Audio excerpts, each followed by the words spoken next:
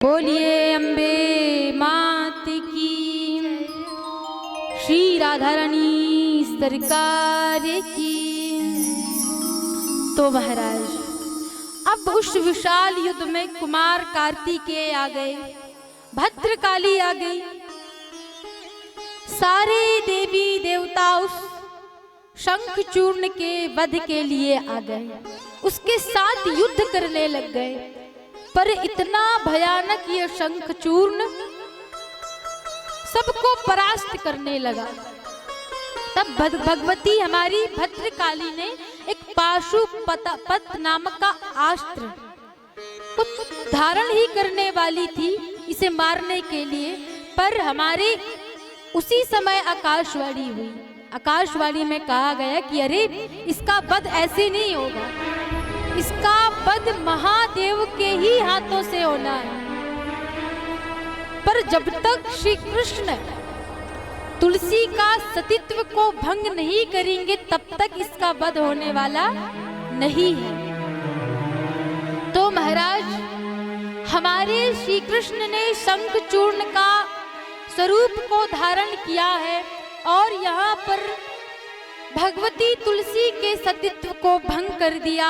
और जैसे ही तुलसी के सतीत्व को भंग किया है उसी समय यहाँ पर शंखचूर्ण का महादेव ने वध कर दिया। तो इस प्रकार से शंखचूर्ण का वध हुआ। तब तुलसी माँ को एहसास हुआ कि आज उनके पति का वध हुआ है। तभी उसी समय श्री कृष्ण को शंखचूर्ण के वेश में आए जान, तभी तो भगवती तुलसी ने शाप दे दिया कि जाओ, तुम्हारा हृदय पत्थर का है, पत्थर के समान कठोर हो, तुमने मेरे साथ कुकर्म किया है, इसलिए जाओ हे कृष्ण, मैं तुम्हें शाप देती हूँ कि तुम पत्थर के हो जाओ। तब भी हमारे श्री कृष्ण मुस्काए और कहने लगे, देवी मैं तो पत्थर का हो ही जाऊंगा, पर याद है ना तुम्हें, तुम तो साक्षात लक्ष्मी हो। सरस्वती ने तुम्हें शाप दिया था कि तुम लकड़ी की हो जाओ, अर्थात वृक्ष बन जाओ, लकड़ी के वृक्ष बन जाओ। अब महाराज याद आया उसी समय, तब नारायण श्री कृष्ण ने कहा कि मैं पसाड़ बनूंगा और तुम वृक्ष, अर्थात तुलसी के वृक्ष के नीचे शालिग्राम भगवान होते हैं। तो वही श्री कृष्ण साक्षात शालिग्राम है। जानते हो शालिग्राम भगवान को? तुलसी विवाह में वही शालिग्राम और भगवती तुलसी का विवाह होता है। इसके पहले जो 4 माह तक किसी का विवाह नहीं होता। आरंभ कब से होता है? पहले तुलसी विवाह से। इतना बड़ा वरदान देवी तुलसी को मिला है।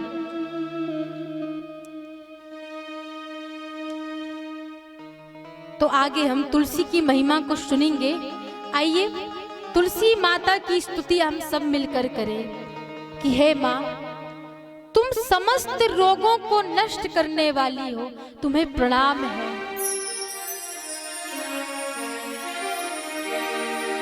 हम सब मिलकर आए दाती तेरे दरबार, हम सब मिलकर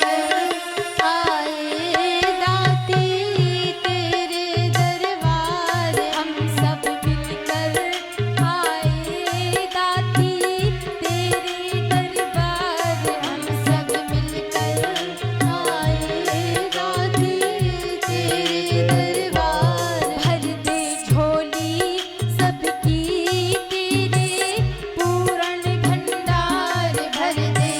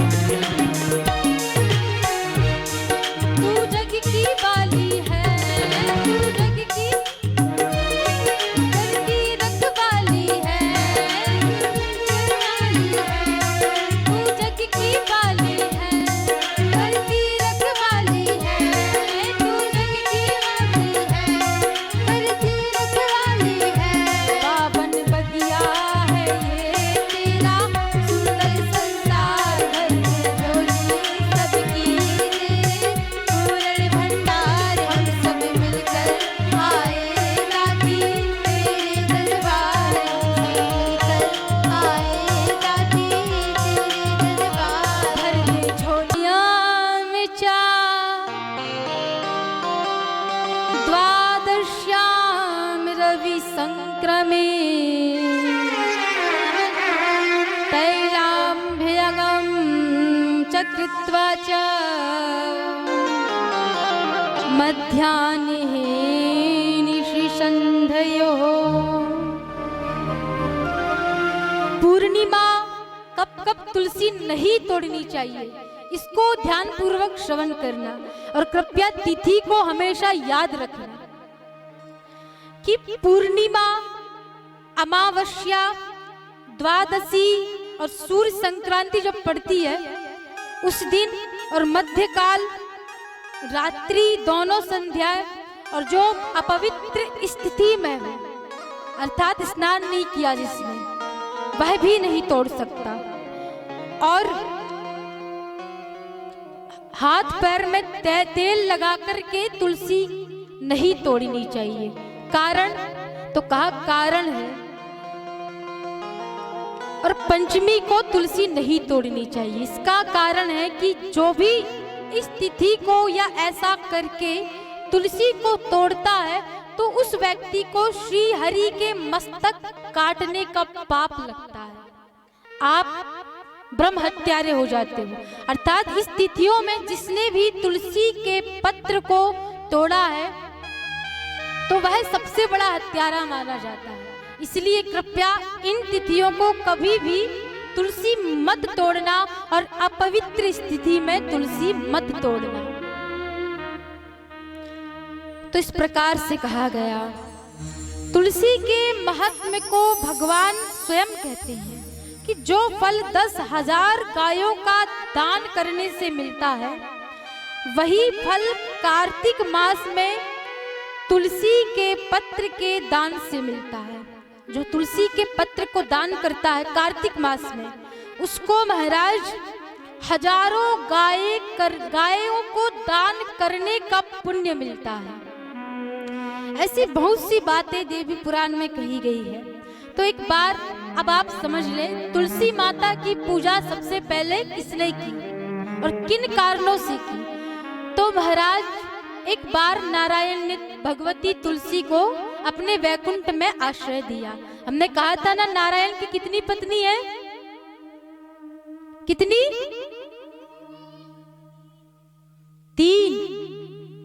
3 पत्नी है। आपने सुना नारायण की 3 पत्नी है। हमने कहा था 4। क्या कहा था? 4। और कल 3 पत्नी की कथा को सुनाया था, पर आपने 3 ही पत्नी समझ लिया। तो नारायण की 4 पत्नी है। कितनी? याद रखोगी क्या नहीं? नारायण की 4 पत्नी है। एक तो लक्ष्मी माता तो है, और भगवती सरस्वती, और भगवती गंगा, और चौथी पत्नी तुलसी। तो ये 4 पत्नी हमारे नारायण की है। महाराज लोगों से तो एक पत्नी भी संभाली नहीं जाती, पर हमारे नारायण की 4 पत्नी। कितनी? 4। अब नारायण क्या करते होंगे वो तो नारायण ही जाने। कितनी कला मचती, कितनी बहस होती है। अब महाराज हमारे नारायण ने अपने वैकुंठ में स्थान दिया। अब स्थान दिया तुलसी माँ को, बड़े प्रेम से रहने लगे, पर एक पत्नी को देखा नहीं गया। 4 पत्नी है, कलह कहीं तो कहीं मचेगी। सारी पत्नियां ने सहन कर लिया, गंगा और लक्ष्मी ने। कलह करने वाली भगवती सरस्वती है, तो उन्होंने कलह किया कि आप नारायण से फिर शिकायत की। कल भी की थी ना कि गंगा को आप प्रेम करते हो। अब महाराज फिर शिकायत की कि आप सबसे अधिक तुलसी से प्रेम करते हो, मुझसे नहीं। आप हो ना हो इन तीनों पत्नियों से प्रेम करते हो, पर मेरी शिकायत है आपसे कि आप मुझसे प्रेम नहीं करते। अब महाराज बड़ी, अब नारायण से तो कह दिया ये बात, पर भगवती तुलसी से भी कहा कि कितने कठोर वचन बोले, कहनी यहाँ से कहना उचित नहीं है। इस प्रकार से तुलसी को भगवती सरस्वती ने कई कठोर वचन कहे। तो ये वचन भगवती तुलसी को हृदय में पीड़ादायक हुए, तो वह भगवती तुलसी अंतर्ध्यान हो गई उस जगह से। तब नारायण, जानते हो भगवती तुलसी से अत्यंत प्रेम करते हैं, तो नारायण तुलसी के विरह में अश्रुपात करने लगे, अर्थात रुदन करने लगे। तो महाराज, तुलसी माँ एक वन में गई, तुलसी माँ एक वन में चली गई, गहन वन में। तो उन्हीं का पीछा करते करते हमारे नारायण भी उसी वन में चले गए। नारायण स्तुति करते हैं माँ भगवती तुलसी की। वृंदारूपश्च वृक्षाश्च यदेकत्र भवन्ति च विदुर्बुधास्तन वृन्दां सत्प्रियातां भजाम्यहम्। भगवती तुलसी को श्री नारायण ने एक नाम दिया जिसका नाम है वृंदा। तो वृंदा नाम कहकर स्तुति की। फिर स्तुति में कहते हैं कि हे विश्व पूजिता, मैं आपकी आराधना करता हूँ। इस प्रकार से 8 नाम कहकर के नारायण ने पुकारा है। पहले कहा हे वृंदा, तत्पश्चात कहा विश्व पूजिता, फिर इसके पश्चात कहा विश्व पावनी, अर्थात जो विश्व को पावन करे। भगवती तुलसी हमें पावन ही तो करती है। अगर कोई व्यक्ति मर गया हो तो उसकी अर्थी में जो दाह क्रिया होती है, अग्नि में जलाया जाता है, तो अगर उसको जलाया जाता है तो उसी समय श्री हमारी तुलसी मैया की जो सूखी लकड़ी होती है, सूखी डंडी, उस प्राणी के दाह संस्कार के ऊपर रख दिया जाए ना, तो वह व्यक्ति स्वतः ही 100% उसको वैकुंठ जाना है। इसीलिए जब भी दाह कर्म हो किसी का, तो सूखी तुलसी की पत्ती उसकी अर्थी में रख देना चाहिए। और जब कोई व्यक्ति अंत समय में जाता है ना, तो क्या करना चाहिए? जब उसके प्राण निकलने के लिए हो, 2 काम करना चाहिए। एक तो भगवती तुलसी के जल जो दल होता है उसके मुख में डाल दो, और दूसरी ब्राह्मणों से भगवत गीता का पाठ सुनाना आरंभ कर दो। अगर आपको ब्राह्मण ना मिले अभाव के कारण, अगर आपको पास ब्राह्मण नहीं आ सकते हैं, तो आप स्वयं गीता का पाठ कर सकते हैं। तो महाराज, अगर गीता का एक भी श्लोक उस व्यक्ति के, मरणशील व्यक्ति के कानों में पड़ जाए ना, तो मुक्ति मिलेगी मिलेगी मिलेगी। तो महाराज, श्री नारायण फिर पुकारने लगे और फिर नाम दिया पुष्प सारा। जो समस्त पुष्पों की सार रूपा है वही पुष्प सारा। फिर नाम दिया नंदिनी। समस्त सारा ब्रह्मांड और सारा घनिष्ठ जो जंगल है सब आपके वशीभूत हो, नंदिनी नाम दिया। और फिर नाम दिया तुलसी। और फिर कहा कि हा कृष्ण जीवनी, अर्थात तुम मेरे भी प्राण हो, तुम मेरी भी जीवनदायक हो। हे माँ, हे तुलसी, तुम मेरे सम्मुख प्रकट क्यों नहीं होती हो? इस प्रकार से विलाप किया। तो ये 8 नाम से जो भी व्यक्ति भगवती तुलसी की आराधना करता है, भगवती तुलसी उसको मोक्षगामी बनाती है, सीधा मोक्ष प्रदान करती है। तो पहली पूजा हमारे नारायण ने विधि विधान से की है भगवती तुलसी की। और एक श्लोक कहा, श्लीम ह्लीम क्लीम ऐं वृंदावन्यै स्वाहा, अर्थात जो समस्त तुलसी का वन हो, वृंदा का झुंड जहां पर हो, वही वृंदावन। तो जिस वन में हमारी भगवती तुलसी जी अंतर्ध्यान हुई थी, रूठ कर गई थी, तो वही वन का नाम पड़ा वृंदावन। वृंदावन कोई साधारण नहीं है। वृंदावन श्री हरि के हृदय से उसका प्राकट्य हुआ है, इसलिए उसका कभी भी नाश नहीं हो सकता। एक तो काशी शिव की नगरी, मोक्ष नगरी कही गई है, उसका नाश नहीं होता, और वृंदावन का कभी नाश नहीं होता, स्वयं देवी पुराण में कहा गया है। तो इस प्रकार से जब भी आपके घर पर तुलसी का वृक्ष होना चाहिए, क्योंकि आगे तुलसी पीछे तुलसी, आगे तुलसी पीछे तुलसी, तुलसी बड़ी महान है, और जिस घर में तुलसी नहीं वह घर नरक समान है। इसलिए सभी के घर में तुलसी होनी चाहिए। आप तुलसी आगे रखें अथवा पीछे, पर तुलसी सबके घर पर होनी चाहिए। और तुलसी मैया के साथ में शालिग्राम अवश्य होना चाहिए।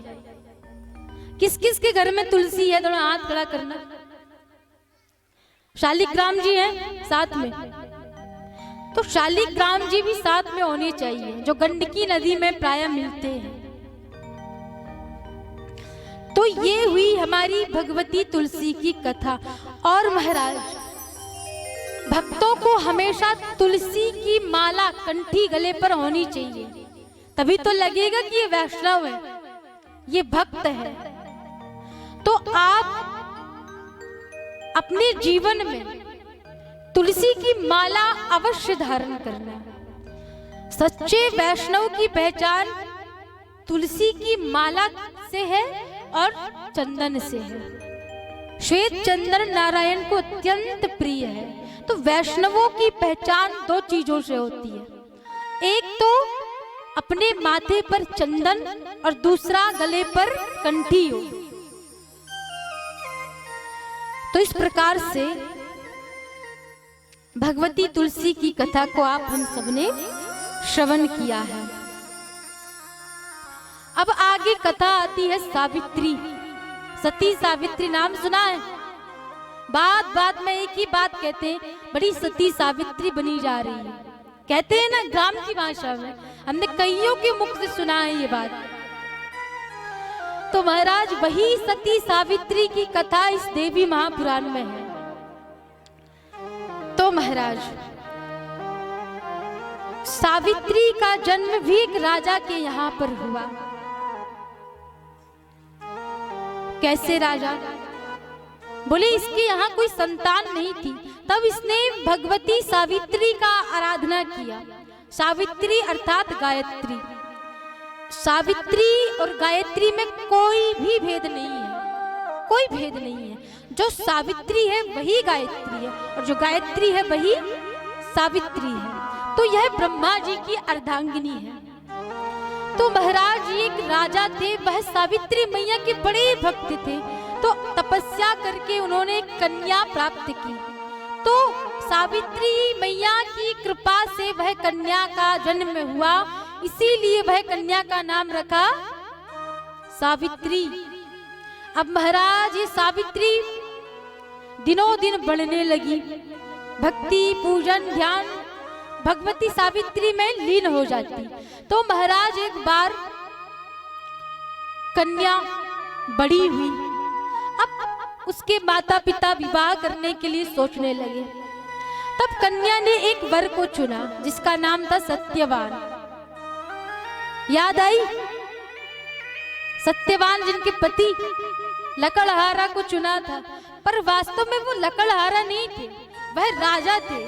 पर उनके ही किसी सज्जन ने, सज्जन कहें क्या दुर्जन, तो महाराज उनके परिवार वालों ने ही उनका राज्य छीन लिया और ये गली पर आ गए। और सत्यवान के जो माता पिता थे वो नेत्रहीन थे, तो ये लकड़हारा थे। फिर भी उन्होंने लकड़हारा है ऐसा नहीं देखा, उनके संस्कार देखे। तो आज की कन्याओं से भी विनती है, कृपया अपने लिए वर चुने या माता पिता कन्या के लिए वर चुने तो संस्कार अवश्य देखना। संस्कार में क्या देखना?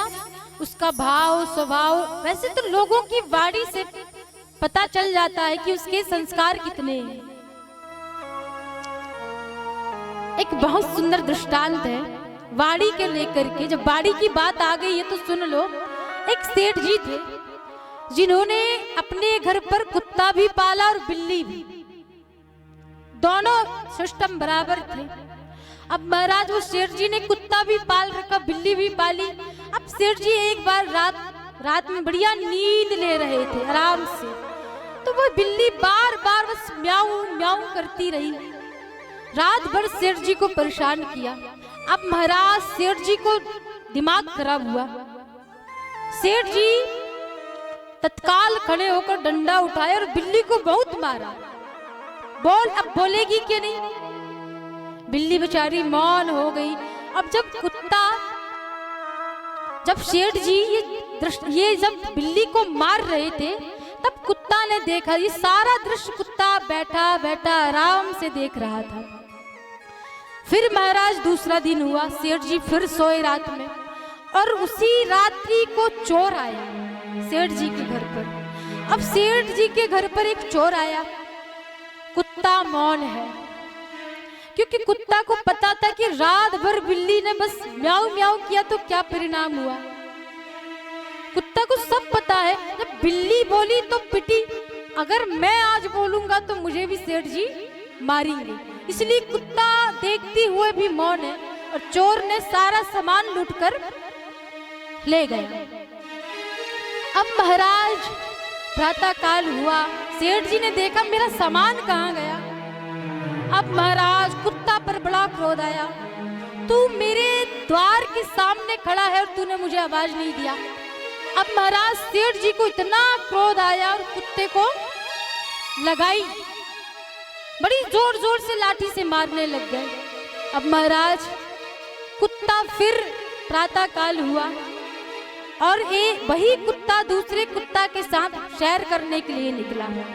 वह कुत्ता ने बोला, भाई सुन, मुझे एक बात समझ में नहीं आई। बोले, बोल भाई। तो वह कुत्ता दूसरे कुत्ता से बोला कि मेरे मालिक ने मुझे बहुत मारा। तब कुत्ता ने बोला कि क्यों मारा, तूने गलती की होगी। बोले, नहीं, एक दिन पहले रात्रि में जब बिल्ली बोली रात भर तो सेठ जी ने बहुत मारा, और आज की रात को जब मैंने नहीं बोला तो मुझे मारा। तब वह कुत्ता ने समझाया कि भाई वह बिल्ली रात में नहीं बोलनी चाहिए थी। क्यों? क्योंकि रात में नींद खराब होती सेठ जी की, इसलिए बिल्ली को शांत रहना था, पर तुझे बोलना था, क्योंकि सेठ जी का सारा सामान चोर लूट कर ले गया, पर भी तू मौन रहा है। तो इसी प्रकार है कि हमें कहां पर और किस स्थान पर क्या बोलना चाहिए। वाणी की भी महत्ता की गई है। लोगों को वाणी के माध्यम से पहचान में आ जाता है कि ये इंसान कैसा है, उसकी वाणी के माध्यम से, उसकी बोलचाल से। एक तो वाणी और दूसरा दृष्टि, ये दो चीजों से लोग पहचान में आ जाते हैं कि ये किस योग्य है, कैसा व्यक्ति है। तो सावित्री ने अपने लिए योग्य वर चुना। भली वो लकड़हारा है, गरीब है, पर संस्कारवान है। इसीलिए आप कन्याओं के लिए वर चुनती हो या कन्या स्वयं चुनती है तो महाराज उसके संस्कार अवश्य देखना। माथे पर तिलक हो, हमारा सनातनी पहनावा हो, वाणी में कुछ उग्रता हो, मिठास हो। तो महाराज ऐसे वर को सावित्री ने चुना, सत्यवान को। अब महाराज वह तो बेचारा लकड़हारा था, दिन भर लकड़ी काटता, जब अपना पालन पोषण करता। तो एक बार ऐसे ही सत्यवान लकड़ी काटने के लिए जा रहे थे, तो सावित्री ने भी कहा कि मैं भी जाऊंगी, क्योंकि सावित्री को इतना भी पता था विवाह से पहले कि इनकी मृत्यु 1 वर्ष के अंदर में हो जाएगी, सब पता था। इसके बाद भी सावित्री ने विवाह किया।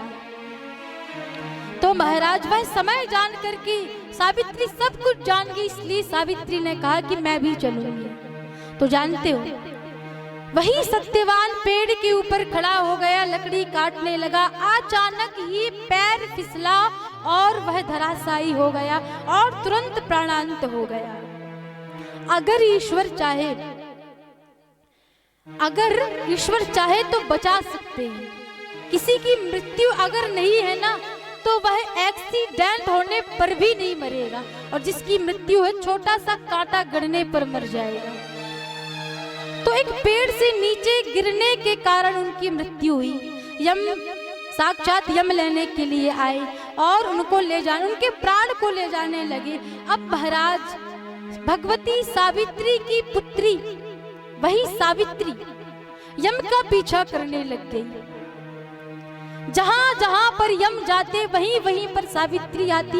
यम ने पलट कर देखा कि देवी तुम यहाँ पर कहाँ आ रही हो, तुम तो जीती जी यहाँ पर नहीं आ सकती, क्योंकि ये एक मृत्यु लोक से कोई भी व्यक्ति बिना मरे मेरे लोक पर प्रस्थान नहीं कर सकता, तुम जाओ पृथ्वी लोक पर। बहुत समझाया पर सावित्री ने कहा कि प्रभु आप मुझे कुछ उपदेश दें, कुछ ज्ञान दें, जीवन जीने की शैलियां बताएं कि जीवन में हमें क्या करना चाहिए। इस प्रकार से दिव्य ज्ञान को पूछा है। तब वह यम ने कहा कि पुत्री तू तो, तेरे पास तो अथाह ज्ञान है, तू स्वयं सावित्री भगवती सावित्री मैया की पुत्री हो, तुम्हारे पास अगाध है ज्ञान का, अथाह है। इस प्रकार से समझाया। तब सावित्री ने कहा कि हे यमदेव मुझे कुछ वरदान चाहिए। यमलोक आ गया तब भी सावित्री नहीं गई, यमलोक में खड़ी हो गई और कहने लगी कि हे देव मुझे कुछ वरदान चाहिए। तब यमदेव ने कहा कि मांग लो, तुम वरदान मांग लो पर यहाँ से चली जाओ। तब सावित्री मैया ने वरदान मांगा कि हे महाभाग सत्यवान के औरत से मुझे पुत्र प्राप्त हो, 100 पुत्रों की प्राप्ति हो। इस प्रकार से वरदान मांगा और कहा कि साथ ही मेरे पिता के घर पर 100 पुत्रों की प्राप्ति हो। और एक वरदान और दे दो कि मेरे जो सास ससुर है वह नेत्रहीन है, उन्हें नेत्र प्रदान कर दो। तो इस प्रकार से वरदान मांगा। तो यमदेव ने कहा कि तथास्तु, अब तो जा, अब कहा जा, तू चली जा यहाँ से। तब सावित्री ने कहा कि आप भूल गए मैंने क्या वरदान मांगा कि सत्यवान से मुझे 100 पुत्रों की प्राप्ति हो और आप मेरे पति के ही प्राण ले जा रहे हो। तब महाराज यमदेव ने कहा कि पुत्री तूने आज मुझ जैसे काल को भी जीत लिया। तो ये सामर्थ्य है एक सतीत्व नारी में। यह वह भारत की नारी है जिसने अपने पति को स्वर्ग से भी यमलोक से भी ले आया। यह वह भारत की नारी है। और मैं भी प्रार्थना करती हूँ कि हे प्रभु कृपा करो भारत पर। शेखर भगत सिंह बिस्मिल सब मात्र 3 बलिदानी दे दो, अथवा राणा और शिवा से केवल 2 अभिमानी दे दो। लौह पुरुष दे दो पटेल का या सुभाष सेनानी दे दो। और इतना भी नहीं कर सकते तो हे प्रभु मेरे इस भारत को एक झांसी की रानी दे दो, एक झांसी की रानी दे दो। यही प्रार्थना करें। एक झांसी की रानी कई अंग्रेजों के छक्के छुड़ाने के लिए सामर्थ्य है। अगर हम चाहे तो अपना अस्तित्व बचा सकती हैं। यह वह भारत देश है जहां पर सावित्री जैसी पतिव्रता हुई, अनुसुईया जैसी पतिव्रता हुई। कितनी पतिव्रताएं हमारी भारत भूमि पर हुई है। फिर महाराज सावित्री से प्रसन्न होकर के धर्मराज ने सारा ज्ञान सुनाया कि इस सृष्टि की अधिष्ठात्री देवी है मां भुवनेश्वरी। अंतरंग अंतःकरण में जो ज्ञान व्याप्ता है वही ज्ञान यमदेव ने सावित्री को दिया है, दिव्य ज्ञान दिया है। और जो शुभ कर्म है उसके बारे में सुनाया है और जो अशुभ कर्म है उसके बारे में कहा है। जो भी व्यक्ति बुरा कर्म करता है, कुकर्म करता है, पक्के में वह नरक जाता ही है। पूरे विश्वास से वो नरक जाएगा। इसीलिए हम भक्ति का गुणगान निरंतर करें ताकि हमारे किए हुए पाप हमसे दूर हो जाए। कई नरक हैं वैसे तो हजारों नरक हैं, पर मुख्य रूप से 28 नरक कहे गए हैं। अग्नि नामक जो नरक है बड़ा भयानक है। विष कुंड, बीज कुंड, वज्र कुंड, पाषाण कुंड, तप्त सूची, बड़े बड़े नरक है महाराज। तामिस्त्र, अंध तामिस्त्र, रौरव, महारौरव, ऐसे कई नरक है। और जानते हो यातना कैसी मिलती है? पता है? यातना मिलती है अगर बुरा से बुरा कर्म करने वाला व्यक्ति है, जो मांस खाता है, खासकर संक्षिप्त में सुने इस बात को कि जो मांस खाता है ना, जिस प्रकार से वो मांस को तेल में तलता है, उसी प्रकार कोई यमदूत आपको, जो मांस खाने वाले व्यक्ति हैं, उसको गरम कढ़ाई में तेल डाल करके उसको तला जाता है। अगर वो मर जाए तो पुनः जीवित किया जाता है, तुझे भोगना पड़ेगा। ऐसे ऐसे नरक हैं। और जानते हो एक नरक ऐसा है जिसमें ऊपर भी गर्मी, नीचे भी ताप, अगल बगल सब जगह ताप, चारों ओर से ताप और ऊपर से अग्नि। इतने बड़े बड़े नरक हैं। पर लोग कहते हैं अरे देवी जी किसने देखा है, ऊपर की ऊपर से है। पर जानते हो कोई देख चाहे मत देख, हे मूर्ख जीव, पर तुझे देखना पड़ेगा। कोई अगल बगल वाला पड़ोसी को दिखाना नहीं है, स्वयं को देखना पड़ेगा, स्वयं को समझना पड़ेगा। सबसे बड़ी बात तो जिसने वैतरणी पार कर लिया उसको नरक का आनंद लेना बाद में पड़ेगा। अगर जिसने वैतरणी पार गौ माता की पूछ से कर लिया तो समझ लेना उसका उद्धार है। और कई व्यक्ति तो वैतरणी पार कर ही नहीं पाते। और जानते हो वैतरणी नदी कैसी है? बोले उसमें मल, मूत्र, पीप, मज्जा सब कुछ है वह नदी में। और व्यक्ति जो पापी व्यक्ति होता है ना, उसमें डूब कर जाना पड़ता है और सारी गंदगी उसके मुंह में जाती है। सोचिए ऐसे कई नरकों के वर्णन है जो कह नहीं सकते, इतने बड़े बड़े नरक हैं। तो कम से कम किसी से डरो चाहे मत डरो, पर नरक से अवश्य डरो।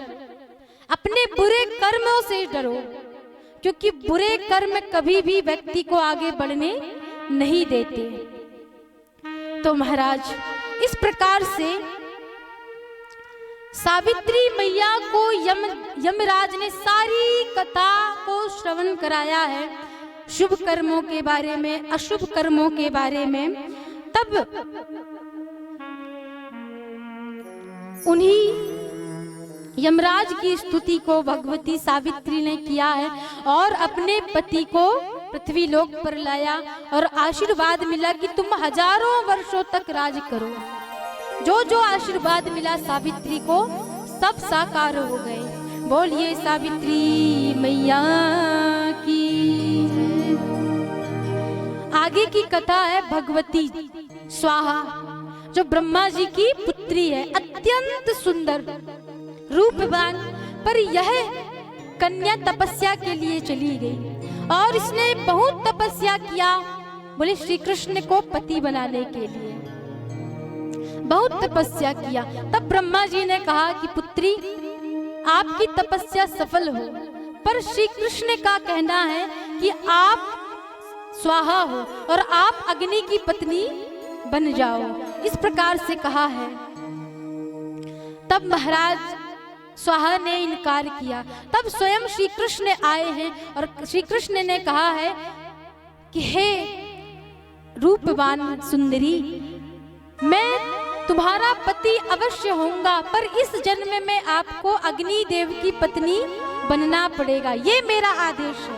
और अगले जन्म में तुम मेरी पत्नी बनना, नागनजित के यहाँ पर तुम जन्म लेना और तुम्हारा नाम पड़ेगा नागनजिती अर्थात सत्या। तो श्री कृष्ण के कितने विवाह हुए? 16,000 याद आया? 16,108। तो जो 108 है, जो 8 पटरानी है, उनमें से यही स्वाहा जो नागनजिती के रूप में जिनका अवतार हुआ है, तो यही स्वाहा देवी श्री कृष्ण की पत्नी बनी। लेकिन महाराज जो स्वाहा है ना, यह अग्निदेव की पत्नी बनी है। तो ब्राह्मण लोग जब भी हवन कराते हैं, यज्ञ कराते हैं, तो क्या बुलवाते हैं? स्वाहा। ओम श्री कृष्णाय स्वाहा, माधवाय नमः स्वाहा, केशवाय नमः स्वाहा कराते हैं ना। जब भी ब्राह्मण स्वाहा कहे तो जो हवन करता है, जो हवन करते हैं, डालते हैं आहुति यज्ञ में, तो सारे व्यक्तियों को स्वाहा जोर से उच्चारण करना चाहिए। अगर ब्राह्मण देव कहते हैं कि केशवाय नमः स्वाहा, तो सब लोगों को स्वाहा जोर से बोलना चाहिए। क्यों? क्योंकि स्वाहा के कारण ही देवताओं का भरण पोषण होता है। जब आहुति अग्नि में डाली जाती है, तभी स्वाहा करके बोली जाती है, तभी वही देवताओं को भरण पोषण करती है, और स्वाहा देवी ही उनका भरण पोषण करती है। तो इस प्रकार से स्वाहा देवी की कथा आई। तो आइए हम भी भगवती के सामने एक स्तुति करें। हम कितने दिनों से कथा श्रवण कर रहे हैं? कितने दिनों से? 8।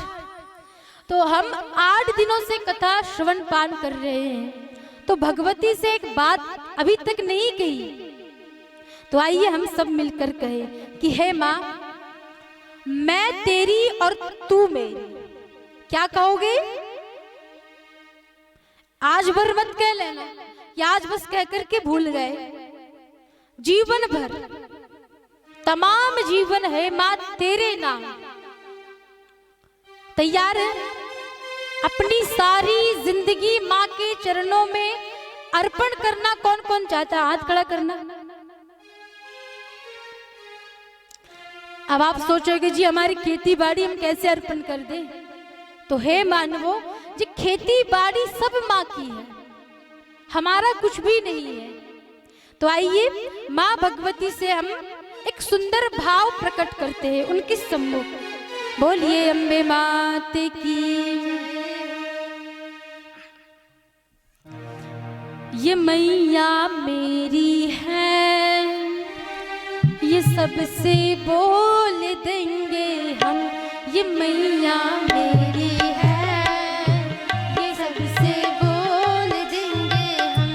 ये मैया मेरी है, ये सबसे बोल देंगे हम। ये मैया मेरी है, सबसे बोल देंगे हम। तोड़ दुनिया से नाता मैं तुमसे जोड़ लेंगे हम। तोड़ दुनिया से नाता मैं तुमसे जोड़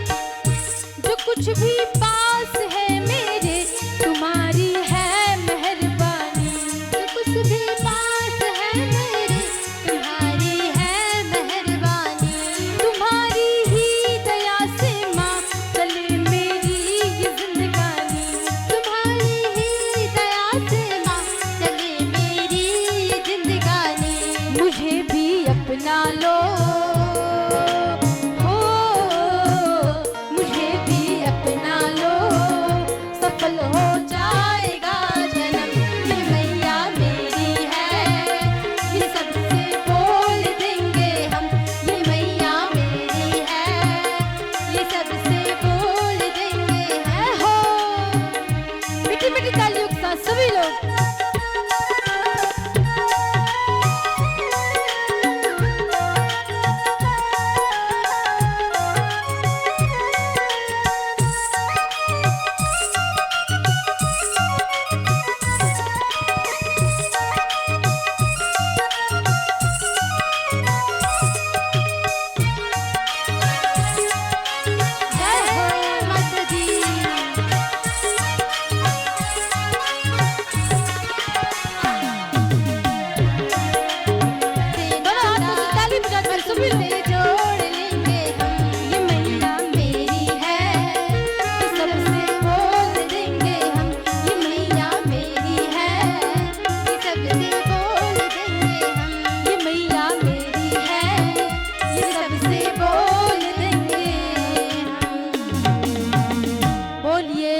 जगदम्बे माती की जय हो। आइए आगे की दिव्य कथा आप हम सब पूज्य देवी जी के श्रीमुख से श्रवण करें। आप सभी को राधे राधे, जय माता दी, जय सिया राम, नर्मदे हर।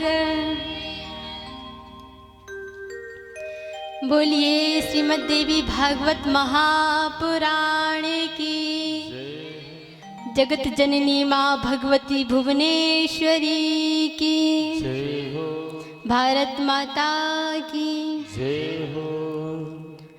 सर्वप्रथम गुरु सत्ता के पावन चरणों में प्रणाम करते हुए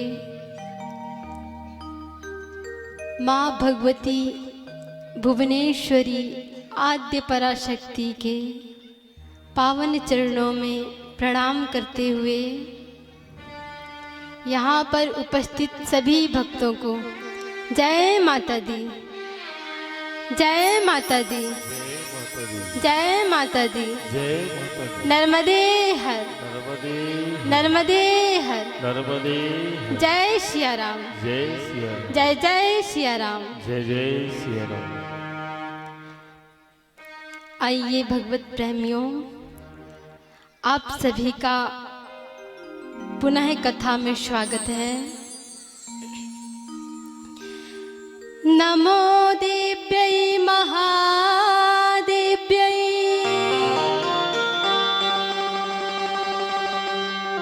शिवायै सततं नमः। नमः प्रकृत्यै भद्रायै,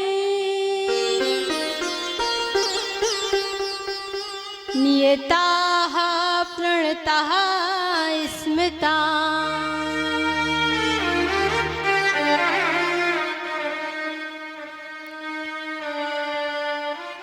हमने अभी बहुत ही सुंदर कथा को श्रवण किया, बहुत प्यारी कथा,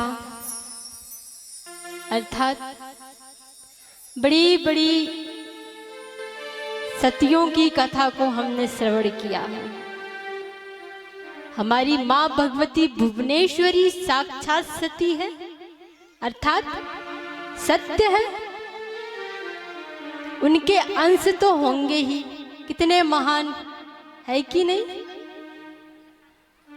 तो आप भी उन्हीं भगवती के विभूति स्वरूप हो, आप भी महान स्वरूपा हो। प्रकृति, मूल प्रकृति देवियों की कथा को हम श्रवण कर रहे हैं, उनके स्वरूपों को और उनकी कलाओं को। तो उन्हीं कलाओं में से आप सभी माताएं हैं। बोले जो सत्व गुण की कला से उत्पन्न हुई हैं वो देवियां, वो महान भक्ति स्वरूपा हैं, जिन्हें सत्य अत्यंत प्रिय है, जो उत्तम विचारों वाली होती हैं, संस्कृति वाली होती हैं, और जो रजोगुण में से उत्पन्न हुई स्त्रियां हैं उन्हें भोग परायण अति प्रिय है। वो सदा भोग में ही लिप्त रहती हैं, अपने स्वयं के सुख के लिए अपना जीवन व्यतीत करती हैं। वो रजोगुण से उत्पन्न होने वाली स्त्रियां हैं, और जो तामस गुण से उत्पन्न स्त्रियां हैं उनका कुल अज्ञात बताया गया है। अर्थात अब आप ही समझे कि हम कौन से गुण से लिप्त स्त्रियां हैं। सभी अपने अपने भीतर ही झांक के देखिएगा। और बड़ा ही सुंदर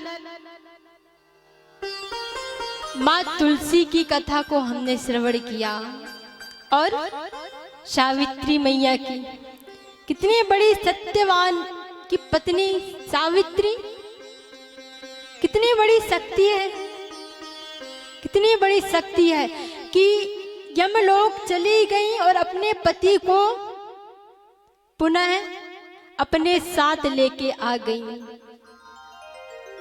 ऐसी है सावित्री माता, बहुत ही प्यारी माता है वो। सीता मैया भी यहीं पर धरा धाम पे आई, वो भी उन्होंने भी कितना कठिन परिश्रम किया। अपने सातित्व धर्म के आश्रय लेकर भगवती जगदम्बिका ने, माँ जानकी ने संपूर्ण जगत को दिखा दिया कि सातित्व में कितनी बड़ी शक्ति है। तुलसी मैया ने भी दिखा दिया। ये सब आपको दिखाने के लिए ही भगवती ने लीलाएं की है। सभी को सत्य का सानिध्य करना चाहिए, अपने अपने धर्म पतियों की सेवा करनी चाहिए। धर्म पति की अर्थात अपने पति की, परमेश्वर के स्वरूप से।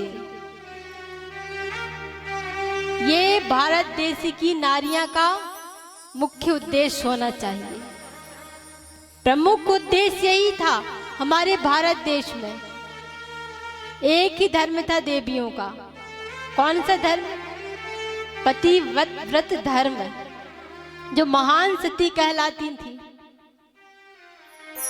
तो ऐसी देवियां हमारे भारत में पाई जाती थी पहले, आज भी बहुत सी पाई जाती हैं, किंतु पाश्चात्य संस्कृति के कारण कुछ कुछ विकार से भी आ गए हैं।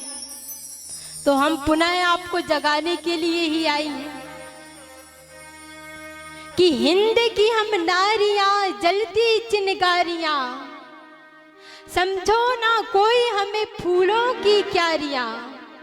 अर्थात हम भारत देश की नारी हैं और ज्वाला की भांति चिंगारी के समान तापमान है। हे मानव, इन्हें नारियों को मात्र फूले की क्यारी मत समझना। स्त्रियों को प्रायः फूलों से तुलना की जाती है, पुष्पों से, किंतु वो ज्योति स्वरूपा भी है, वही जगदम्बिका को भूलना मत। माना कि पुष्पों की महक में समाहित है माँ, किंतु ये भी मत भूलना कि ज्योति की दहकता में चिंगारी में समाहित है माँ। कि वक्त जब आएगा करके हम दिखाएंगे, और हम किसी से कम नहीं दुनिया को ये दिखाएंगे। हे देवियों, ऐसा कार्य करो कि आपको कोई कह ना सके। हर पग में सत्य की स्थापना कर दो, अपने हृदय में भी, अपने विचारों में भी, क्योंकि हम भारतीय हैं, भारतीय, और हमारा भारत देश बड़ा महान है। बहुत सुंदर संस्कृत में भी इसकी व्याख्या की गई है, इसकी वंदना की गई है। कैसे? वंदे सदा स्वदेशम एतादृशम स्वदेशम, गंगा पुनीत भालम वंदे सदा स्वदेशम। अर्थात सदा अपने स्वदेश की वंदना करना चाहिए, अपने भारत की वंदना करनी चाहिए। क्यों? क्योंकि यहाँ पर साक्षात भगवती विराजित है, साकार रूप में। माना कि विश्व में कण-कण में भगवती है, निश्चित है ये, किंतु भारत में साकार हो जाती है। तभी तो माँ भारत माता कहलाई जाती है, माँ भारती कहलाई जाती है। और यहाँ पर भारत भूमि के पुनीत भाल पर गंगा कल कल करके बह रही है। और वंदे ध्वज त्रिवर्णम वंदे स्वतंत्र देशम वंदे सदा स्वदेशम एतादृशम स्वदेशम। और हमारे भारत भूमि में 3 वर्ण का ध्वज है। इनके कितने वर्ण का? 3 वर्ण का ध्वज है। और हमारे सनातन धर्म में भी त्रिशक्ति हैं, त्रिदेव है, ये सब इन्हीं का प्रतीक है। तो सदा हमारे तिरंगा का सम्मान करना चाहिए। ऐसा स्वतंत्र देश है। अर्थात जयतु जयति भुवि भारत देशे सुखदो मध्य प्रदेशः जयतु मध्य प्रदेशः। कहा जाता है ना, विश्व का हृदय भारत और भारत का हृदय विश्व, भारत का हृदय मध्य प्रदेश। तो हमारे भारत में ही ये देवियों का आगमन हुआ है, पदार्पण हुआ है। आइए हम आगे की मुख्य देवियों को भी श्रवण कर लेते हैं। माना समय का अभाव है, किंतु फिर भी हम कथा में प्रवेश करें। भगवती की बड़ी ही उत्तम कथाएं आने वाली हैं आगे, हमारे जीवन को ही बदल देंगी। ऐसी माँ भगवती की कथाएं हैं। यहाँ पर श्री नारायण कहते हैं बहुत सुंदर कि हे नारद, मैं आपको एक सुंदर भगवती की कथा को श्रवण कराता हूँ। शृणु नारद वक्ष्यामि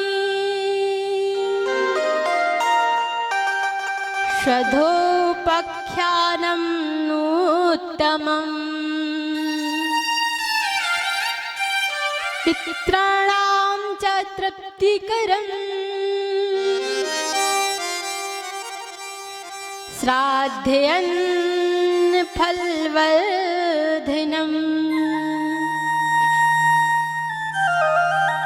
कि हे नारद, अब भगवती श्रद्धा का उत्तम उपाख्यान कहता हूँ, सुनो।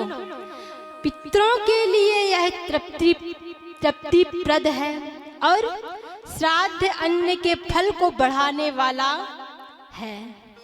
बड़ी सुंदर कथा है भगवती स्वधा की। ये स्वधा देवी कैसे उत्पन्न हुई ये जाने, उससे पूर्व हम बहुत सुंदर चरित्र को भी सुने। देवी सेवा विहीनश्च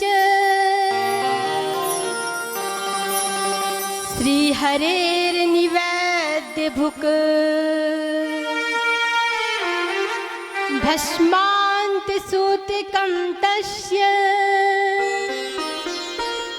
ना कर्मार्हश्च नारद। हे नारद, जो माँ भगवती देवी की सेवा से वंचित रहते हैं, जो मनुष्य, बड़े ध्यान से सुनिएगा, जो मनुष्य माँ भगवती की सेवा से विहीन होते हैं, जिसने कभी भगवती की सेवा ही नहीं की, और जो मनुष्य श्रीमन नारायण को भोग अर्पित नहीं करता है, निवेद्य को अर्पित नहीं करता है, वो मनुष्य बिना भोग लगाने वाला, भोजन ग्रहण करने वाला, वो मनुष्य जीवन पर्यंत अपवित्र रहता है। सूतकम अर्थात अपवित्र रहता है। सोचो, विचारो, आप में से कितने ऐसे होंगे जो नारायण को बिना भोग लगाए अपने उदर में भोजन ग्रहण कर लेते हैं? कितने मनुष्य ऐसे भक्त बैठे हैं जो भगवान नारायण को भोग लगाते हैं? हाथ उठाना, सत्य ही बोलना। ये देवी पुराण कहती है कि बिना नारायण के भोग लगाए आपके मुख में एक भी अन्न का कण नहीं जाना चाहिए, नहीं तो आप भोजन नहीं कर रहे हो, ना जाने क्या कर रहे हो जाने आप। सज्जनों, और भोग कैसा होना चाहिए? बोले सात्विक। सात्विक का अर्थ है शाकाहारी। उस भोजन में न लहसुन होनी चाहिए न प्याज। क्यों? क्योंकि भगवान को, ना महात्माओं को, ना भक्तों को इस लहसुन प्याज की दुर्गंध सहन नहीं हो सकती। माँ कहती है कि मुझे सात्विक अन्न चाहिए। लहसुन प्याज की दुर्गंध से माँ दूर भागती हैं। भगवती माँ, क्योंकि माँ भगवती का स्वरूप लहसुन प्याज नहीं है। ये मादक पदार्थ हमारे लिए नहीं है, ये तो दैत्यों के लिए बनाई गई है, उन्हीं से उपजी है ये। तो बिना श्री हरि को भोग लगाए आप भोजन ग्रहण मत करना। बड़े भक्ति भाव से स्नान करके ही भोजन को बनाना, और उस भोजन को भगवती के सम्मुख और नारायण के सम्मुख रखना। चाहे आप शैव हो, वैष्णव हो, जो भी हो, पहले देवी माँ को, नारायण को भोग लगाना, और अपने आराध्य को भी लगाना, उनको भी मत भूल जाना। तो यहाँ पर भोग की बड़ी महत्ता बताई गई है। नारायण को भोग अर्पित करो। इसके पश्चात श्रद्धा देवी कैसे प्रकट हुई? बोले एक बार सभी ब्राह्मण जन और देवता, सभी ऋषि जन, ब्राह्मण, देवता श्री ब्रह्मा जी की शरण में गए और कहने लगे कि हे नाथ, जब कोई भक्त मनुष्य अपने पितरों के निमित्त पितृ यज्ञ करता है, किंतु पितृ यज्ञ तो कर लेता है, किंतु उस यज्ञ से पितृगण तृप्त नहीं होते, बोले क्या किया जाए? तब ब्रह्मा जी के द्वारा ही एक सुंदर कन्या की उत्पत्ति हो गई। मानो वह दिव्य सत्ता ही ब्रह्मा जी की पुत्री के रूप में प्रकट हो गई, जिसका नाम स्वधा हुआ।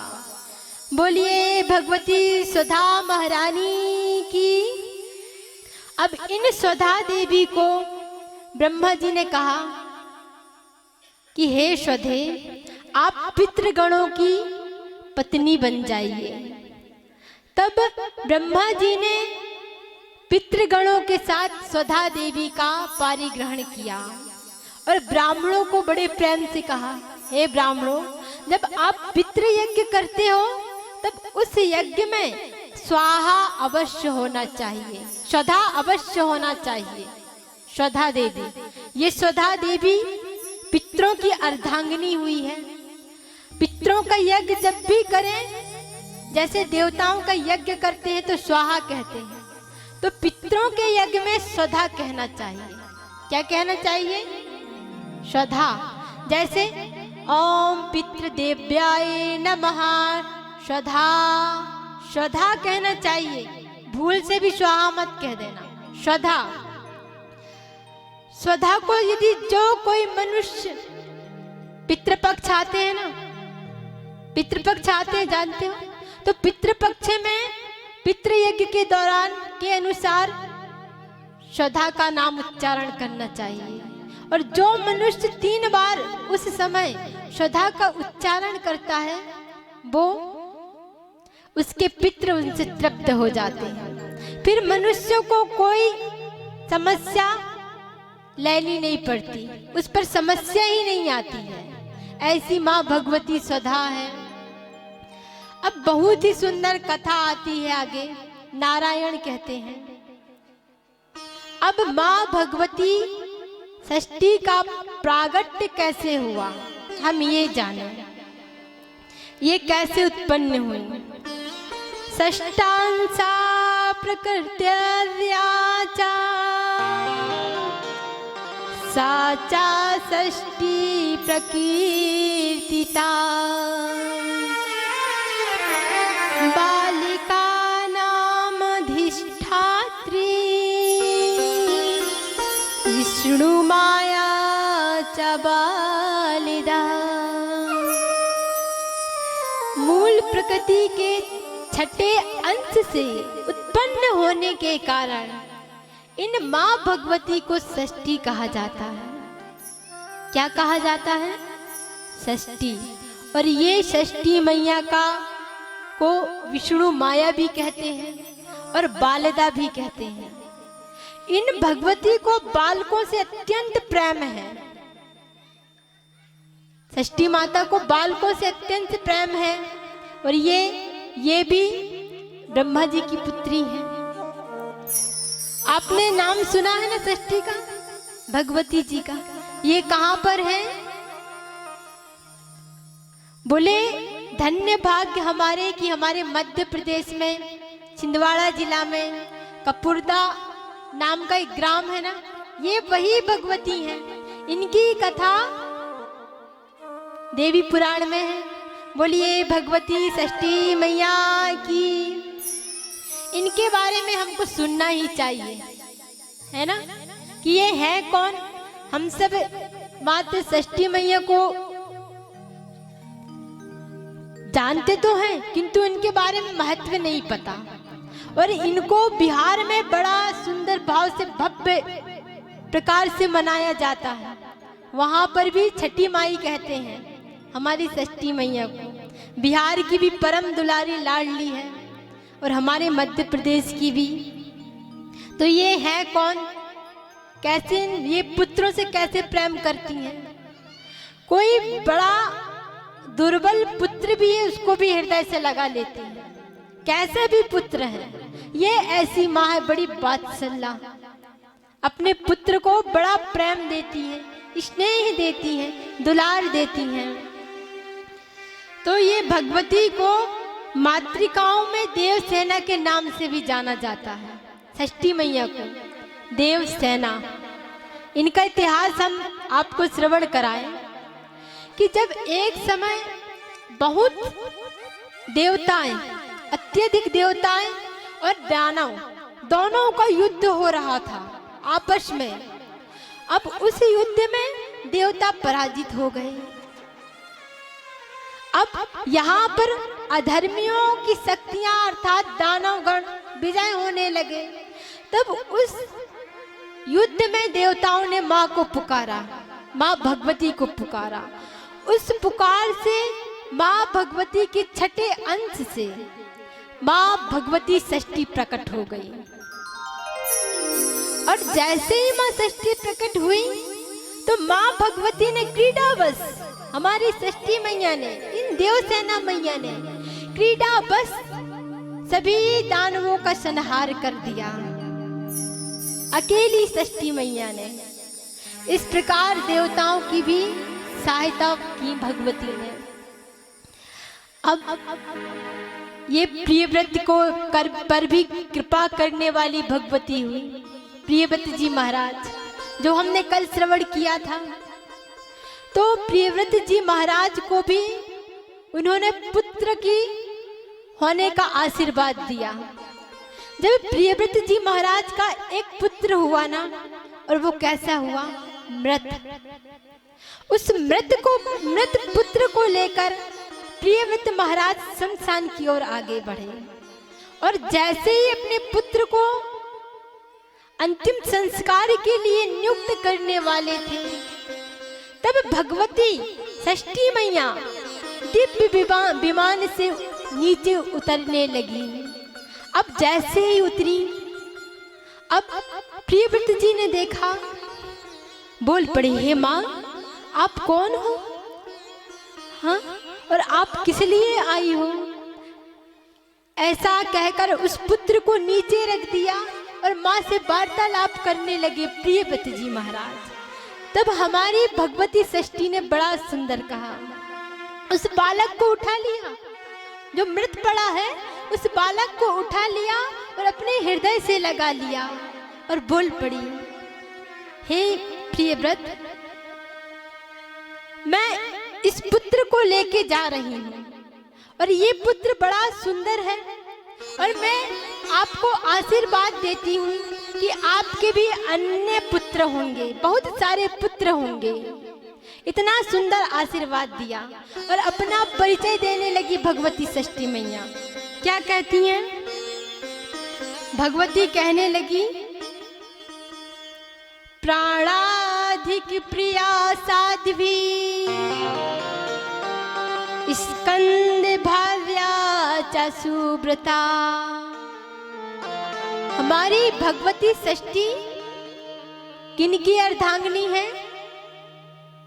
नहीं पता हमको। हमारे भगवती इतने समीप में है षष्ठी मैया, पर हम उनके विषय में जानना ही नहीं चाहते। बोले भगवती ने अपना परिचय दिया कि मैं भगवान शिव के पुत्र श्री कार्तिकेय भगवान की प्रिय पत्नी हूँ। किनकी पत्नी है भगवती? कार्तिकेय भगवान की अर्धांगिनी है, उनकी शक्ति है। वो प्राणों से भी अधिक इनसे प्रेम करते हैं। भगवती ऐसी ही है, उनका रूप अत्यंत सुंदर है, अनुपम है, कोई वर्णन नहीं कर सकता। ऐसी माँ भगवती षष्ठी है। बोलिए भगवती षष्ठी मैया की जय हो। इसके पश्चात दक्षिणा देवी का भी प्राकट्य के बारे में कहते हैं। और ये दक्षिणा देवी किसकी पत्नी है? बोले ये दक्षिणा देवी यज्ञ नारायण की पत्नी है। किसकी पत्नी है? यज्ञ नारायण की। ये लक्ष्मी मैया के भाग से ही उत्पन्न हुई है, उनके अर्धांग से ही उत्पन्न हुई है। ये दक्षिण भाग से उत्पन्न हुई है, इसीलिए इनका नाम दक्षिणा हुआ। और इनको यज्ञ में ही समर्पित किया गया। कहते हैं ना कि यज्ञ जब भी होए उसमें दक्षिणा का होना अति आवश्यक है। क्यों? क्योंकि उनकी अर्धांगिनी है। कभी पति पत्नी को वियोगित नहीं करना चाहिए, इनको मिलाना ही चाहिए। तो नारायण, यज्ञ नारायण की धर्म पत्नी दक्षिणा देवी है। तो जब कोई आचार्य यज्ञ करे तो उसमें दक्षिणा का होना अति आवश्यक है। कोई लालच का विषय नहीं है। ये मत समझ लेना कि देवी जी दक्षिणा के विषय में मांग कर रही हैं। क्यों? क्योंकि ये देवी पुराण कहती है यज्ञ की अर्धांगिनी दक्षिणा देवी है और बिना दक्षिणा के यज्ञ अपूर्ण है। जैसे बिना राधा जी के श्री कृष्ण अपूर्ण है, उसी प्रकार दक्षिणा के बिना यज्ञ नारायण भी अपूर्ण है। इनका बहुत सुंदर वर्णन आता है। इसके पश्चात माँ भगवती मनसा देवी का भी आता है। मनसा देवी का, मंगल चंडी का, हम थोड़ी मंगल चंडी के बारे में भी जाने। ये मंगल चंडी देवी माँ भगवती दुर्गा का ही एक स्वरूप है। कहते हैं कि जब पृथ्वी पुत्र मंगल ने इन भगवती चंडिका का अपगाहन किया था, उनको आवाहन किया था, उनको मनाया था, भगवती अत्यंत प्रसन्न हो गई थी। और मंगल नामक एक राजा ने भी भगवती को मनाया और एक और मंगल ऋषि ने। तो इन तीनों मंगलों से माँ भगवती चंडिका अत्यंत प्रसन्न हो गई। सभी का मंगल करने वाली माँ भगवती इनसे प्रसन्न होकर अपने नाम के उर्ध भाग में, आगे के भाग में मंगल ही लगा लिया और इनको विशेष प्रिय मंगलवार है। बोलिए मंगल चंडिका की। तो इन मंगल चंडी की पूजा सर्वप्रथम हमारे महादेव ने किया। बहुत ही सुंदर। तो वहीं से इन भगवती का पूजन का आरंभ हुआ। इसके पश्चात मनसा देवी का भी वर्णन आता है। मनसा देवी बड़ा प्यारा नाम है ये मनसा देवी कैसे प्रकट हुई? बोले ये मनसा देवी कश्यप ऋषि की मानसी कन्या है। किसकी? कश्यप ऋषि की मानसी कन्या है। और जब ये भगवती उत्पन्न हुई ना, उत्पन्न होते ही इनके भीतर अपूर्व भक्ति उत्पन्न हो गई। मन में भक्ति को ही धारण कर लिया मनसा देवी ने। और ये शिष्या किनकी हुई? किनकी हुई? बोले ये शिष्या श्री महादेव की हुई।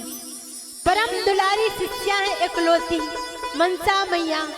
बोलिए मनसा मैया की जय हो। और इनके इष्ट देवता कौन है? बोले इनके इष्ट देवता श्री कृष्ण है। और श्री कृष्ण का दिव्य मंत्र महादेव से ही इन्होंने ग्रहण किया है। बहुत सुंदर हमारे महादेव गुरु भी हैं, वो ईश्वर भी हैं, भुवनेश्वर भी हैं और जगत गुरु भी हैं। जैसे हमारे श्री कृष्ण जगत गुरु है ना, उसी प्रकार ये भी जगत गुरु हैं। तो ये मनसा देवी को बड़ा सुंदर मंत्र दिया गया महादेव जी के द्वारा। कौन सा मंत्र? श्री ह्रीम क्लीम कृष्णाय नमः। बड़ा सुंदर मंत्र है ये। और इनको सिद्धि भी प्राप्त है, इसलिए इनका नाम सिद्धि योगिनी भी है। और ये मनसा देवी ने भगवान श्री कृष्ण की 3 युगों तक तपस्या की। कितने युगों तक? 3 युगों तक। ऐसा नहीं कि सहस्त्रों वर्ष तक, करोड़ों वर्ष तक, उनसे भी ऊपर 3 युग बड़े कहलाए जाते हैं। ये 3 युग। तो एक बार श्री कृष्ण जी प्रसन्न हो गए। 3 युगों से तपस्या करते करते भगवान श्री कृष्ण एक बार प्रकट हो गए और सुंदर आशीर्वाद दिया। कहने लगे कि हे मनसे, मैं जरत्कारु ऋषि के रूप में प्रकट होऊंगा और मैं आपका पति बनूंगा। तो ये जरत्कारु प्रिया है भगवती मनसा देवी। और इनके बड़े सुंदर पुत्र हैं। कौन से? आस्तिक मुनि, जिन्होंने राजा जन्मेजय का सर्प यज्ञ को बंद कराया था, उसको विरामित किया था। ऐसे आस्तिक मुनि हैं। तो इस प्रकार भगवती मनसा देवी पतिव्रताओं में श्रेष्ठ हैं।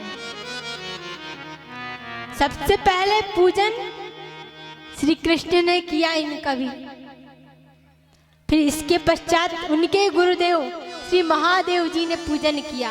और उसके पश्चात इंद्र देवता ने, जब सर्प यज्ञ कर रहे थे ना, तब मनसा देवी से ही पुकार की थी कि हे माँ, आप सर्पों की भगनी कही जाती हैं, इसलिए आप सर्प यज्ञ को विरामित करें। इस प्रकार भगवती की स्तुति की गई। अब आगे सुंदर वर्णन आता है सुरभि गौ माता की। किनकी? सुरभि गौ माता। ये है कौन? इनके बारे में भी हम संक्षिप्त में ही जाने। सज्जनों, हम पहले कह ही देते हैं कि गौ माताओं को पशु मत मानो। क्यों? क्योंकि आप यहीं पर भूल कर देते हो, यहीं पर टूटी कर देते हो कि गौ माता को आप पशु मान लेते हो। और आज यही तो हो रहा है। मात्र वो दिखती वैसी है किंतु है नहीं। पशु नहीं है भगवती सुरभि माता, गौ माता। वो तो साक्षात पराम्बा है, सनातनी है। जो कोई मनुष्य गौ माता को पशु मानकर उनको अन्यत्र त्याग देता है, ऐसे मनुष्य बैतरणी में जाते हैं। बैतरणी में कहाँ जाते हैं? बैतरणी में। क्यों? क्योंकि आज बड़ा अपराध हो रहा है समाज में। कौन सा अपराध हो रहा है? गौवध। पता है, सबको तो पता होगा ना। ये इसके मुख्य कौन है, इसके ये कृत्य करने वाला आप ही तो हो।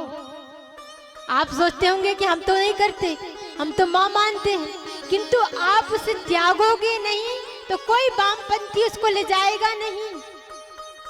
उसको पालन पोषण होना चाहिए। अब आप बड़े धनी भी हो जाओ ना, आपके गृह निवास में यदि एक भी गौ माता नहीं है, एक भी नंदी देवता नहीं है, तो आप धनी नहीं कहलाओगे। सबसे बड़े निर्धन तो आप हो, ये मुख्य प्रमाण है। नंद बाबा की कितनी गौ माता थी ना, और वृष भानु जी की भी कितनी गौ माता थी, कितने धनी थे वो। और आज आप धनी तो हो, किंतु आपके विचार धनी नहीं है। सज्जनों, जो गौ माता है ना, उसका पालन करो, उसका पोषण करो, तब आपके पुत्रों में भी उचित शिक्षा आएगी, आपकी वंश की भी वृद्धि होगी। ज्ञात है आपको, आज गौ माता का वंश कम होते जा रहा है ना, इसीलिए आज आपका वंश भी घट रहा है, ये निश्चित है। आज गौ माता के नाम पर आप किसकी सेवा करते हैं जानते हो? महिषी की और जर्सी की। वचन तो कड़वे लगेंगे, किंतु सत्य है। ऐसा अपराध हम नहीं करेंगे तो ऐसा श्रवण भी नहीं करेंगे। सज्जनों, आज गौ माता के बारे में जाने कि उसके भीतर कितनी शक्तियां विराजित हैं। उसके दुग्ध में वो दुग्ध नहीं, अमृत है। जैसे भगवती तुलसी वृक्ष नहीं है, वो माँ है। जैसे गंगा साधारण नदी नहीं है, वो माँ है। उसी प्रकार भगवती गौ माता पशु नहीं, वो माता है। एक भारत की माता ही नहीं, संपूर्ण विश्व की माता है, वेदों की माता है।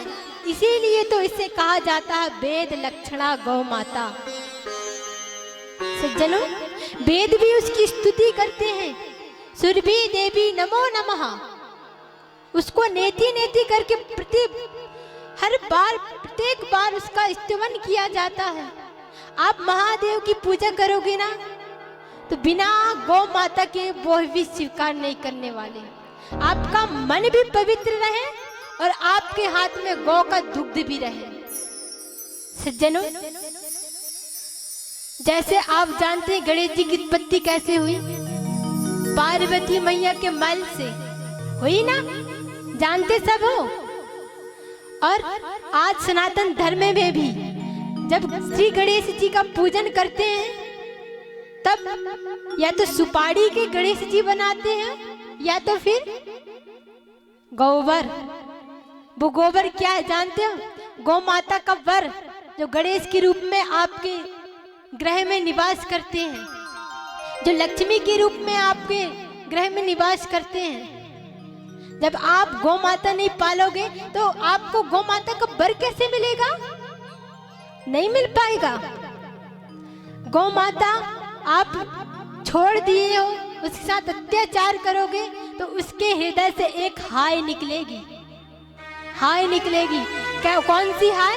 तूने मुझे ऐसा त्याग दिया है रे मानव, जब तू त्यागेगा तो तेरा वंश भी निर्वंश हो जाएगा, ये निश्चित है। इसीलिए भगवती गौ माता को पालन कीजिए, उसका पोषण कीजिए। ये हमारी माँ है, माँ।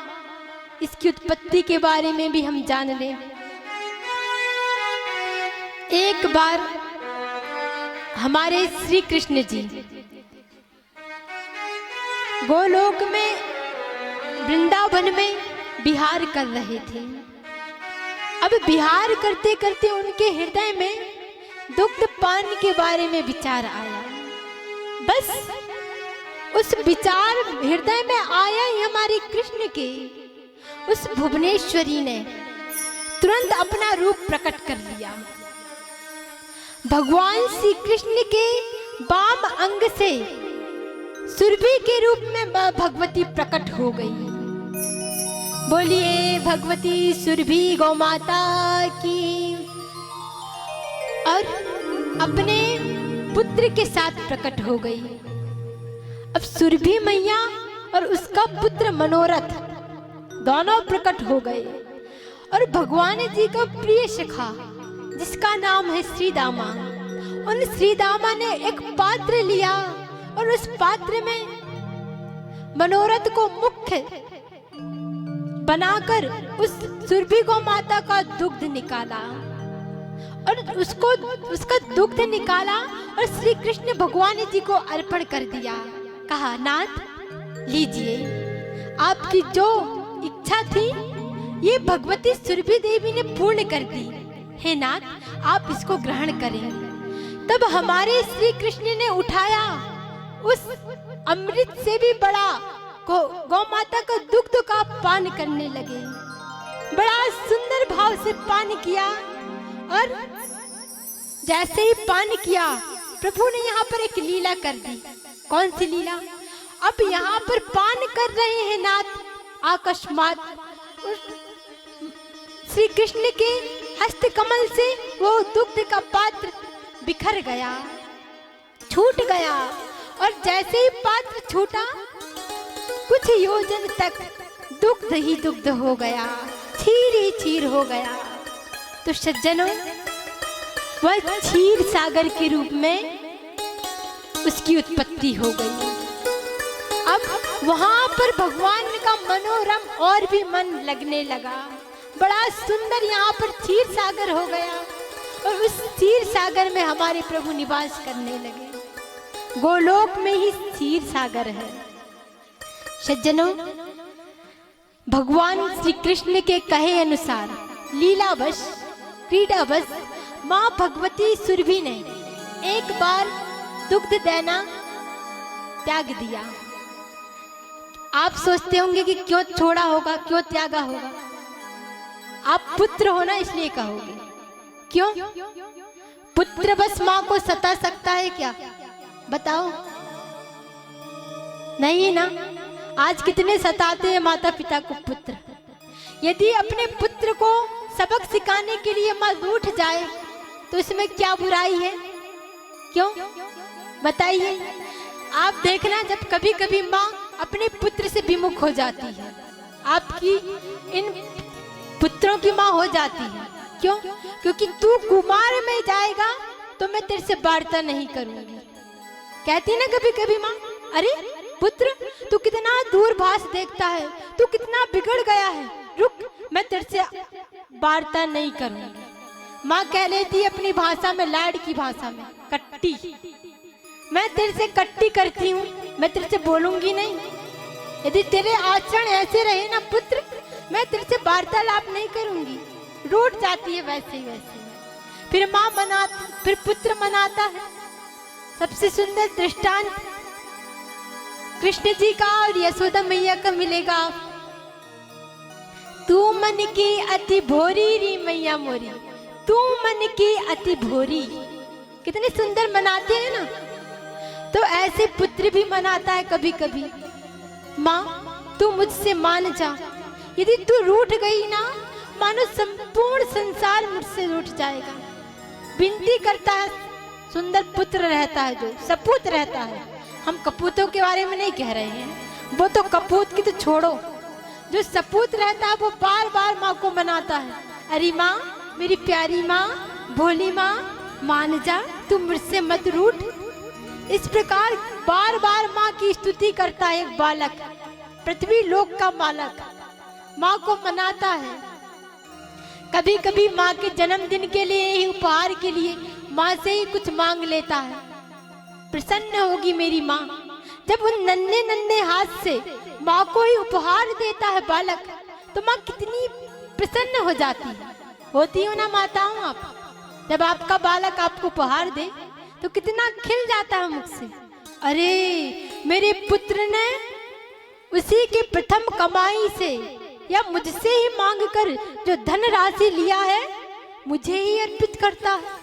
कितना सुंदर पुत्र है, सराहना करती है। ऐसे ही माँ भगवती, जब आप माँ भगवती को कुछ चढ़ाते हो, चूना अर्पण करते हो, अपना हृदय अर्पण करते हो, मन अर्पण करते हो, तो माँ बड़ी प्रसन्न हो जाती। माँ कहती है मेरा ही दिया तूने मुझे ही अर्पित कर दिया, कितना चतुर है मेरा पुत्र, कितना चतुर। तो ऐसे ही सुरभि मैया ने लीला कर दी। तीनों लोक में दुग्ध की धार बंद हो गई। अब यहाँ पर सभी देवता चिंतित हो गए कि बिना गौ माता के दुग्ध के कैसे पूजन हो, कैसे महादेव की पूजन हो, कैसे श्री कृष्ण की पूजन हो और कैसे भुवनेश्वरी की। अब मनाया बड़ा सुंदर भाव से, देवता स्तुति करने लगे और ब्रह्मा जी की आज्ञा से इंद्र ने स्तुति की भगवती की। नमो देव्यै महादेव्यै सुरभ्यै च नमो नमः। गवामि बीज स्वरूपे नमस्ते जगदम्बिका, नमस्ते जगदम्बिके। हे देवी आपको नमस्कार है। हे महादेवी सुरभि आपको बारंबार नमस्कार है। गौओं की बीज स्वरूपिणी माँ आपको नमस्कार है। हे पद्मांसा, हे कृष्ण प्रिया, हे राधे प्रिया, हे वेद लक्षणा, हे गौ माता आपको नमस्कार है, आपको नमस्कार है, आपको नमस्कार है।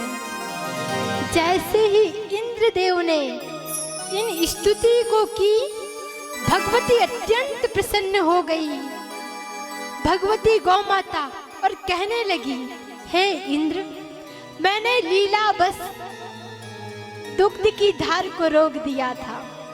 पुत्र क्यों? क्योंकि आप सभी मेरा भजन भूल गए थे। क्या भूल गए थे? भजन। इसी भजन के कारण संपूर्ण सृष्टि में अकाल पड़ गया था। हे इंद्रदेव, जब मैं रूठ जाऊं, गौ माता कह रही है, जब मैं रूठ जाऊं तो संपूर्ण विश्व भस्म हो सकता है। किसी में सामर्थ्य नहीं कि पुनः इस विश्व का सुंदर विधि से पालन कर सके। ऐसी गौ माता कह रही है, हम नहीं कह रहे हैं, ये देवी पुराण में विदित है। सज्जनों, यदि गौ माता रूठ गई, अभी तो लीलावश कुछ नहीं कह रही अपने पुत्रों को, आप त्याग भी रहे हैं, तो यदि वो रूठ गई, ना जाने कब रूठ जाए, यदि वो रूठ गई, ये सृष्टि धराशायी हो जाएगी, पुनः महाप्रलय आएगा, कोई रोक नहीं सकता। वो भुवनेश्वरी अभी आप पर विशेष रूप से क्रोधित नहीं है। यदि क्रोधित हो गई ना, संपूर्ण विश्व उलट पुलट हो जाएगा, उस महालय के जल में समाहित हो जाएगा। फिर कैसे आप यजन करोगे बताइए? इसीलिए गौ माता का आवाहन कीजिए, उसका पालन पोषण कीजिए, इससे आपकी वंश की वृद्धि भी होगी, आपके मनोरोग भी ध्वस्त हो जाएंगे, उन रोगों का विनाश हो जाएगा। और सत्य कहूँ ना, मैं विश्व में महामारी क्यों आ रही है जानते हो क्या? नहीं क्यों आ रही है? महामारी का स्वरूप भगवती का ही है ये। क्यों? क्योंकि ये स्वरूप भगवती का है, और इसलिए धारण किया है क्योंकि आज बड़े बुरे मनुष्य गौ माता का मांस को भक्षण कर रहे हैं, इसीलिए महामारी व्याप्त हो रही है चराचर विश्व में। यदि आज पुनः गौ माता को पालन पोषण करेंगे, उनकी वंदना करेंगे, उनका दुग्ध का पान करेंगे, तो ये महामारी सदा के लिए शांत हो सकती है। माँ भगवती का प्रकोप सदा के लिए शांत हो सकता है, और ये दायित्व आप पर निर्भर करता है। अरे ये सनातनी भगवती गौ माता का प्रचार आपको करना चाहिए। आपने ही गौ माता को त्याग दिया तो प्रचार कैसे करोगे? अरे ये मात्र राष्ट्र माता ही नहीं होनी चाहिए, ये संपूर्ण विश्व की माता होनी चाहिए और गौ माता का लाभ संपूर्ण विश्व ले सकता है। इसके गोबर की खाद में लक्ष्मी निवास करती है, इसके मूत्र में साक्षात माँ गंगा निवास करती है। अनेक रोगों का जड़ से विनाश कर देता है गौमूत्र। सज्जनों, इसके रोम रोम में 33 कोटि देव निवास करते हैं, महादेव निवास करते हैं, नारायण निवास करते हैं, राधा रानी निवास करती हैं, श्री कृष्ण निवास करते हैं। यदि इनको आप चोट पहुंचाओगे ना तो वो रूठ जाएंगे आपसे।